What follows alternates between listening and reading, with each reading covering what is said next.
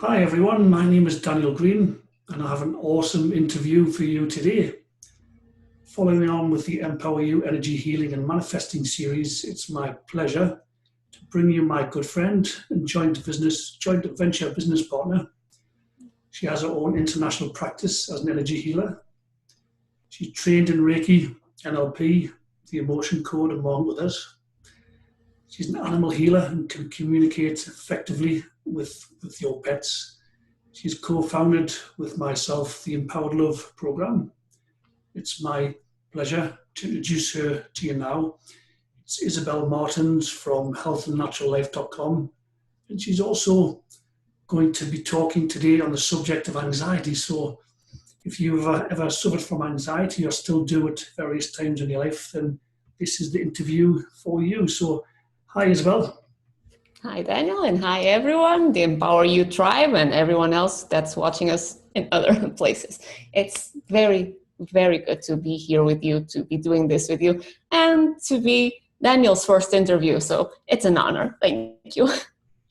Right, yeah, it's from my first one. So yes, been looking forward to this. So if we can just start by asking you a little bit of background, how you became to be this super energy healer with an international practice and some of the challenges you may have encountered along the way. So interested. I like the super energy healer. Thank you very much. So I've started, probably my interest in energy and things beyond what we could see, let's put it like that, started from a very, very, very young age.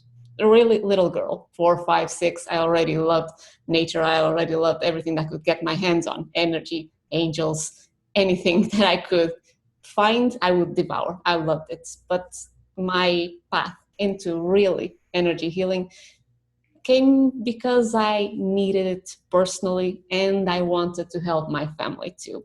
So I'm not even sure of the ages anymore. I've cleared so much on the subject that it's kind of gone to another place. Probably at around 12, I was diagnosed with a deviation in the spine that's called scoliosis. And it kind of went from bad to worse over time because doctors didn't know what to do. And they just told me, you just have to wait until you're at an age that we can operate on you and that you won't grow much more than that. Otherwise, it would be problematic. So at about 14, I was in surgery, more than one surgery actually, and really big surgeries to put braces on a spine to try to prevent it from actually deviating more. And the physical pain was something, it's always there, of course, but tolerable. But me being a person that was very focused on my mind, very focused on being in control, I developed an anxiety disorder. So I started by feeling very anxious for being in a place like that. And I didn't know it at the time, but I was very sensitive to energy. And hospitals, when you have to stay there for months, they drain you completely. It is what it is because it's sick people and they have a very low level of energy because of the situation they're in. And from anxiety to fear of what will happen to my parents. And if something happened to them, what will happen to me? And not feeling in control, I ended up developing a full-blown OCD, obsessive compulsive disorder. So for someone who doesn't know what it is, if you see people running around tables and touching stuff here and there and everywhere, looking crazy, acting crazy, they're not crazy. They are in a huge state of anxiety. That's OCD. That's where I was. So you have a lot of fears that are mental, that are running your emotions wild, and you have so much energy that's created that anxiety that you can control it. And from that point, I knew I had to find something to help me, but I had no idea what. So after going through some ups and downs and coming to, a low point, which was probably not a low point, but I remember it as a despair moment of not knowing what to do and almost coming to a point of, I give up. I don't know what else to do. I can't do anything. So stop trying to control what I was feeling and trying to feel better, just letting go. From that point, I started to find different little things like Louise Hay's You Can Heal Your Life book, just from a shelf, called my attention. It was quite far away, but it caught my attention, I bought it. And from there, I found Abraham Hicks. Then I started to find really practical do-it-yourself energy healing modalities like EFT, like Ho'oponopono, everything. And I started to apply them to my life and started to, as much as I could, use them to help my parents too. Because all energy healing modalities that I picked up was not only for me, because I wanted to feel better, but also to help my family, because I want everyone to feel good around me. And that also gave me a sense of being in control. So I could have everyone around me happy. That would make me happy too. That's how I came to energy healing, and of course discovering one thing after the other and finding that, oh, but I can do this and I can do that and I can do this, kind of evolving to my practice. And being an engineer, by the way, mechanical engineer by training, I love to take all kinds of different modalities, understand what's behind them, and just make a good mix of things and put them to good practice. Really, I need practical stuff that I can use in my life and that I can teach people around me to use too. That's how I came to energy healing. Yeah, that's awesome. I noticed you mentioned anxiety, and being sensitive, doing this work, and anxiety seem to be quite synonymous. I know I've had my share of anxiety and suffering from panic attacks, and it's horrible. It can be quite a journey to heal. It sucks. Yeah. But we have proof that you can heal it. I still have anxiety at times today, but thankfully nothing like it used to be. But I'm sure our Empower You members watching at home would love to know, which aspects of your work do you find rewarding? Maybe your top 3, if you like, areas of your work. I love them all. But okay, from a personal point of view, meaning what I get for myself, is that I get to explore all kinds of different therapies, points of view, ways of looking at the world, paradigms, and just coalesce everything into something practical and share it with people, with my clients, with the Empower You tribe, with pretty much anyone who connects. So I love sharing it, and I love seeing and feeling the click that it has on people when they go, oh, that makes so much sense to me. I can now start to create my life, to live my life from that new place, a more empowered place. That's one of the things that I just adore. It's almost like I'm being paid to study and just transmit the best that I find. And I love that. Another thing that I love, and this applies to both animal work, animal communication or energy healing, and working with humans, with people in human form, because animals are people too, is the connection. Because to do this work, it's an establishing a heart-to-heart connection. It's a very deep sense of being in the presence of someone, of being able to read their energy and things that they may not be aware of because it's painful for them, but from an outside point. You can see it, you can read it, and you can give them that insight into why they're feeling the way they're feeling, why what's happening is happening. And that sense of connection without walls, without pretenses, without masks, it's just beautiful. And it really is a loving heart-to-heart connection. And then seeing from animals and people to feeling the lightening of their energy, the sense of being more grounded in themselves, of being more empowered, of now knowing, okay, so this was what was happening, and now I know what I can do about it. They feel that they can take their life back and start to head in the direction that they want. That gives me a huge amount of pleasure. Awesome. I must ask, maybe other people are wondering this as well who are watching, when you communicate with an animal, is it the feeling you get, or can you actually hear thoughts in your mind? Is it the voice you get? How does it work for you? It's different. Yeah, it's different for every animal, actually. It's like people. Again, there are people who are more vocal. There are people who are more visual. There are people who are more kinesthetic. They feel things. Depending on the animal, I can either sense, for instance, when I ask them if something hurts in their body, I feel it in my body, the type of sensation and where it is.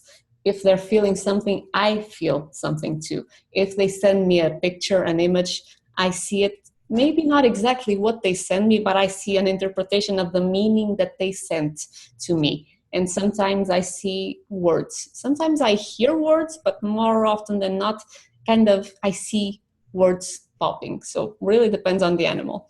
But it's not a conversation like we're having. It can be sensations, it can be emotions, it can be direct knowing, sometimes just knowing something. It can be words, it can be pictures. It's a party. Yeah, I can resonate with that. When I used to do psychic readings, you pick up, it's a feeling, it's a knowingness. You see something, you hear thoughts in your mind. It can be all those things. Yeah. Yeah, it's exactly the same thing. It's energy reading. Yeah, that's right. So I was wondering, what's been your biggest challenge, your biggest theme? I know you mentioned anxiety.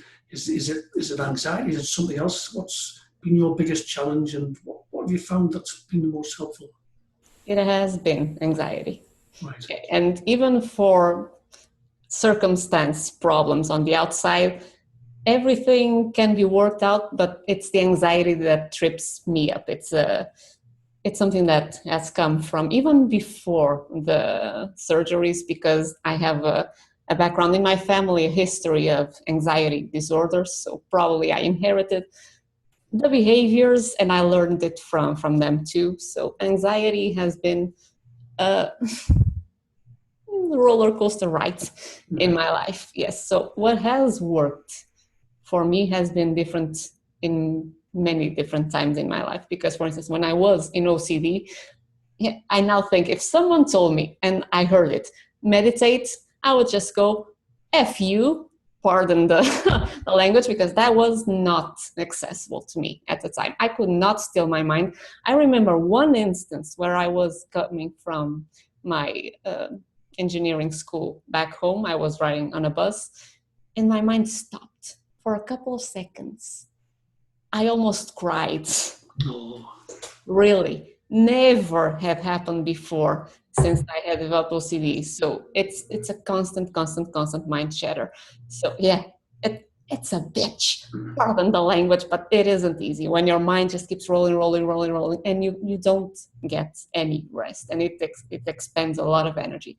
So on those times, what started to work for me, and I'm going to give you sort of a framework for everyone who might have a problem with anxiety. You first address the most outward symptom, and that's the physical energy, the sense of being jittery, of having that energy trapped in your body. So the best thing to do when you're feeling high anxiety, you might not like the answer, is intense physical activity. If you just stand on one spot, tighten your muscles and kind of run in place, and for, I don't know, a minute, whatever, you'll just release a lot of that pent up energy that's built up in your body and your muscles, and that's keeping you from even thinking straight. So the outward way to deal with it is really to release that pent up energy. And energy, you can do it with EFT. For instance, I love faster EFT because you don't even have to say anything. It's just this feeling, this feeling, this feeling, and you keep on tapping, and that's good also to help you release the energy and break the pattern. So faster EFT works well. First thing, really release a little bit of that energy, or a lot, depending on how much you actually exert yourself. You can feel drained.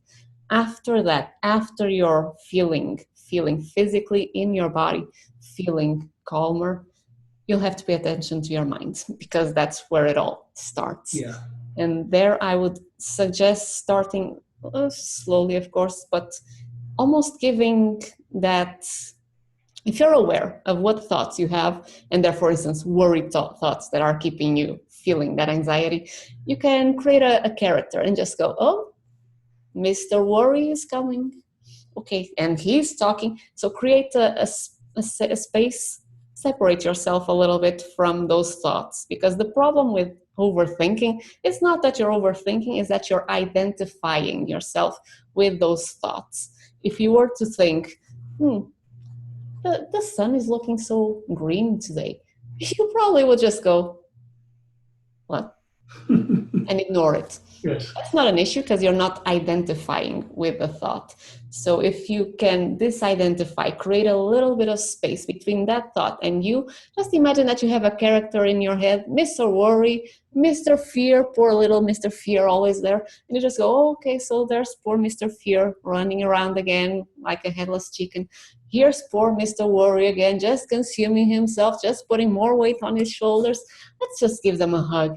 You kind of create a little bit of space and you start to disidentify more and more from the thoughts. And that will give you more maneuver space when it starts to run again, and you'll start to see, oh, no, it's that Mr. or Miss again, starting with that. And you'll slowly start to feel that you have control over your thinking. And that helps release a lot of the anxiety right then and there. Yeah, that's awesome. You've shared quite a few things there. So basically detaching from, well, get rid of the excess energy by physical activity, detach yourself, notice the thoughts, and just distance yourself from them as well. Mm-hmm. Something else you said about at first you couldn't meditate. Your head was so chaotic of thoughts, and I was the same. I couldn't have meditated if my life depended on it. I was so up to here with thoughts and stress and thinking. And then one day I had a moment of clarity where I could calm my thoughts for even 3 seconds. It was like, oh, relief. So yes, if anyone's watching at home in the Empower You tribe and thinking, I can't meditate, you absolutely can. And we are proof of that. This is the journey we've been on, and it's so worthwhile.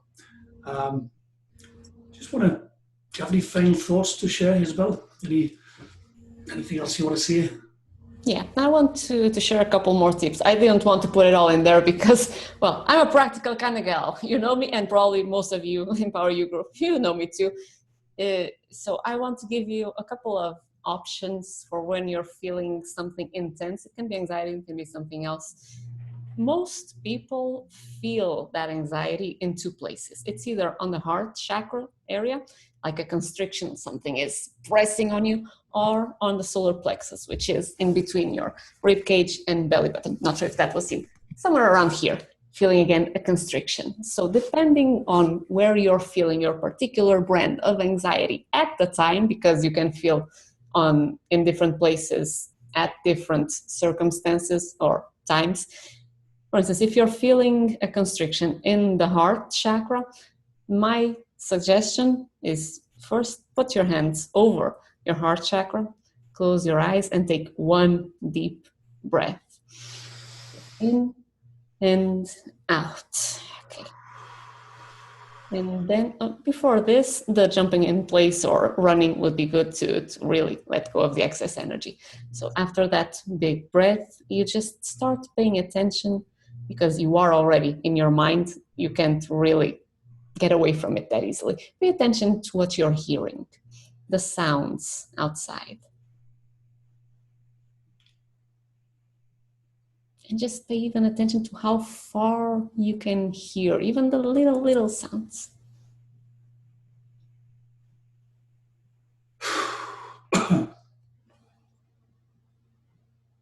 And I wouldn't suggest doing this for a long time, because your mind will distract you. So 30 seconds to 1 minute, and then bring your attention to your heart space again, to the heart chakra. And just imagine that you have a little spark of light right inside in the middle of your body, behind your heart chakra. So behind the space where you have your hands. And just that beautiful spark of light is a spark of your consciousness. And you're going to imagine that you're breathing energy into that spark of energy and breathing out energy through that spark of energy. So imagine almost that you're breathing through your heart chakra. You breathe into that spark and you breathe out through that spark too. And do this probably for about a minute. And you'll feel that you're already a lot calmer, more present. I wouldn't suggest doing this for a long time, because again, your mind will just pull you away, at least in the beginning. Another one, if you're feeling it in the solar plexus, and this is my preferred spot to feel anxiety, same thing. In the beginning, run in place, expand that energy, then just hug that space. So you're doing something like this. You're hugging your solar plexus and kind of rock a little bit, like you're rocking a baby. You're rocking your solar plexus. It does need some love. Third chakra is the chakra that's connecting to your mind. So it's the one that probably needs the most love in your life. So just rock it back and forth a little bit. And again, just pay attention to what you hear. And just notice the sounds farther away from you.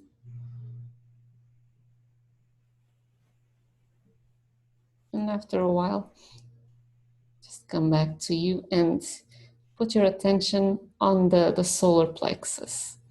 You can put it on the spot that feels the most tight and just imagine that you are expanding the energy there. It's almost like you have a grid there that's completely tight, like a mesh that's completely locked, and you're kind of opening it up and giving it space in there. And if you can, if you want to, not if you can, if you want to, you can also say to that spot, relax.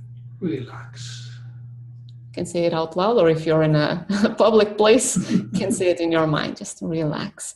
And just imagine that that area is just relaxing and expanding and becoming larger. Like you have it's a mesh wire there that's just unwinding and becoming bigger, larger, expanding, so relaxing. And just do this again for about a minute also, and you'll probably feel a lot calmer. I hope everyone's been doing these exercises at home. I'm certainly feeling a lot more calm, present to my surroundings. I thought I was quite grounded and present before, but clearly I could have been a lot more, so there were some awesome tips. So if somebody wanted to work with you, and I can vouch for your skills and talents, you're one of my go-tos for energy healing and for support, so I can totally vouch for Isabel. As a practitioner, a healer, a therapist, she's amazing. So if people at home wanted to contact you, to ask questions or to work with you, what's the best way? Well, if they want to, they can always find me on Facebook.